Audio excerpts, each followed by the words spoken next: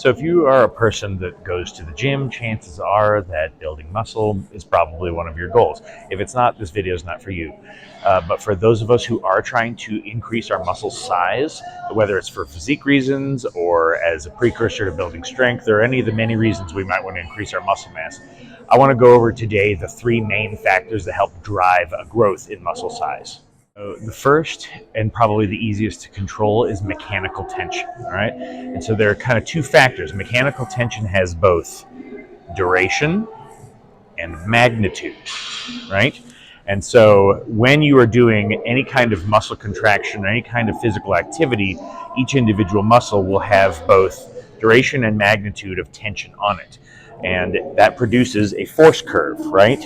Or a muscle engagement curve, however you measure that.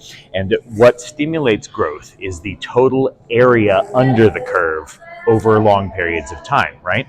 So you kind of have a couple different ways you can approach that. You can have lots of very little small curves, which all taken cumulatively add up to a total area under the curve that's very large.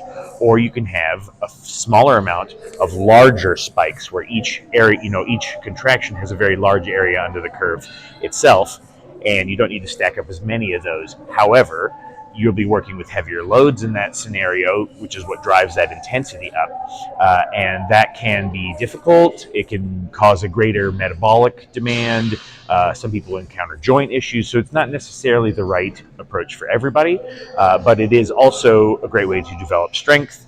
And placing that large metabolic demand on your body can also help to drive weight loss, which is why strength training is such an important part of the weight management picture. So we control the duration of a contraction just purely with tempo. Right? The portion in which we are lowering the weight, the negative or the eccentric, is the time at which the tension on your muscle is greatest. So elongating that motion, controlling it very deliberately, increasing the amount of time you spend doing that can help increase the duration of the tension.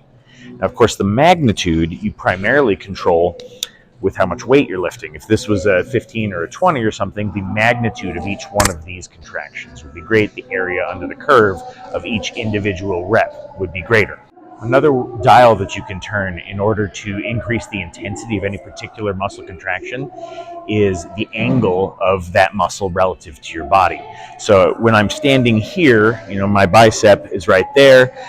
It's stretched out, but not maximally so. This is a comfortable resting position, and then I come up to that full contraction, right? But if I sit down on an incline and let my arm fall back, you'll notice that the angle of my arm to my torso is obviously greater. And so the total tension at the bottom of that rep has the potential to be greater as well, because the muscle is more stretched out. My bicep attaches up here above my shoulder and then down there, on my forearm. So the total amount of stretch is greater the further behind my body I can get my arm, right? And especially if you can kind of keep it back there, that tension at the bottom is greatest. This bench doesn't angle down quite far enough to really maximize that in a comfortable way, but you get the idea. The second major factor is metabolic stress, okay? And so what does that mean? For one, it means the total energy demand of the exercise itself. Bicep curls are not very energy demanding, right? They just really work the one muscle, unless you're kind of cheating with your shoulders or hipping into it a little bit, but in general, not a ton of energy expenditure here, right? Whereas a full body movement, like a squat, has a much larger energy expenditure because you've got a lot more muscle mass working here, and each muscle has to work harder because you're dealing with more weight. So beyond just the energy cost of an exercise, you also have to consider how big of a recovery demand it places on the muscle, right? So you get to dip into stuff like muscle damage, which we're going to talk about in a little bit, but the more stress you put on a muscle during an exercise, the greater recovery demand there is after the fact. One thing I kind of forgot to say here is one way that you can increase the amount of metabolic stress you place on a muscle is by controlling your rest time. So it takes time for your muscles to clear out all the metabolic waste products from using chemical energy. But if you don't give them that time, they will build up and build up and build up more, and that places a greater total metabolic demand on the muscle itself.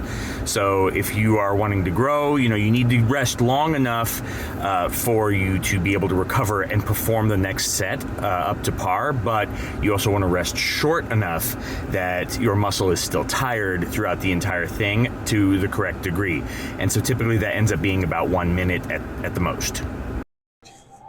Part of that recovery is actually your body learning to build more of the machinery that helps you recover in the first place. So you remember that the mitochondria are the powerhouse of the cell, of course. They basically are the little construction workers inside of every single cell. And when we do an exercise, we are basically writing the work order for them to get to work.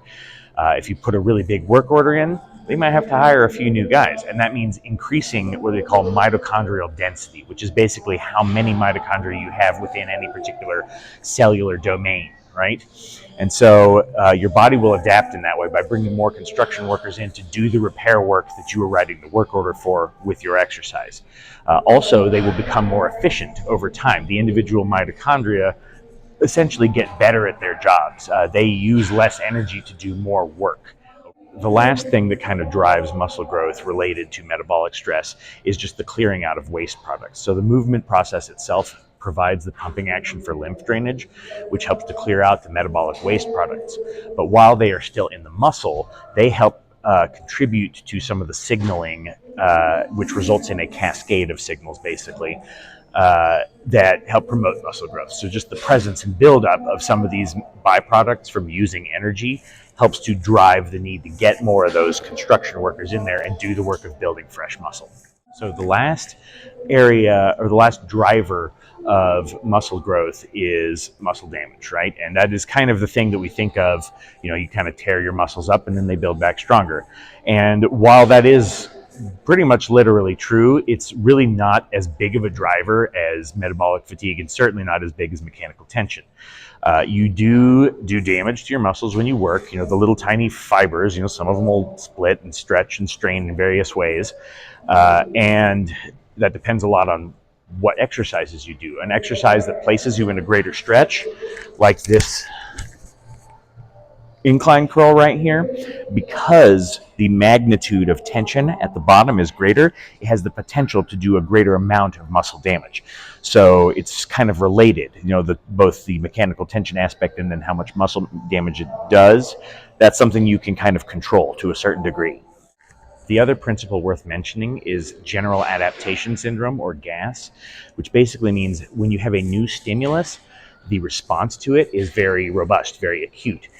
As the stimulus becomes more and more frequent and more expected, the response that your body delivers to it will be less and less and less. And that's why switching up your exercises every 2 to 3 months, or whatever fits your training schedule and your training goals, will help to continue to deliver a solid stimulus, because your body will get used to what you're doing for a while. You got to do something different to kind of wake it back up, make it respond again, right? And this is a little bit different than muscle confusion. When people talk about muscle confusion, it generally takes the shape of doing a whole bunch of different movements inside of the scope of one workout, having a lot of different angles that you hit every single muscle with, and that kind of thing.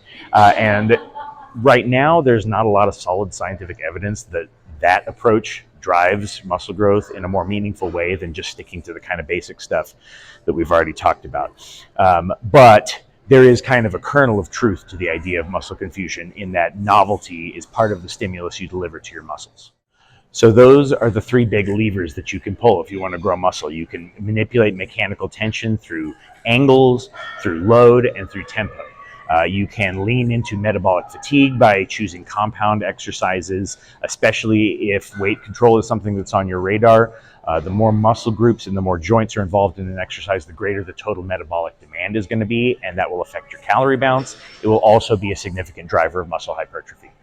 And then muscle damage is kind of the last lever you pull. By kind of controlling the mechanical tension factors, you can put yourself in a position to do more targeted muscle damage to whatever muscle you're working, and just kind of know that that's part of the process and it will impact your recovery, right? And so you can kind of measure how hard you're working based on what symptoms of muscle damage you experience. That's everything from me. I hope this video was helpful to you.